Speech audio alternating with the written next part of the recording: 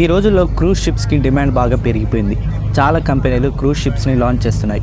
పర్యాటకులు కూడా వీటిని ఎక్కువగా ప్రిఫర్ చేస్తున్నారు. ఏదైనా దేశాలకు లేదా పర్యాటక ప్రదేశాలకు వెళ్తే ఫ్లైట్ టికెట్స్, ఎంట్రీ టికెట్స్ ఖర్చు అవుతుంది. ఫుడ్ అలాగే హోటల్స్ యొక్క ఎక్స్ట్రా ఖర్చు కూడా ఉంటుంది.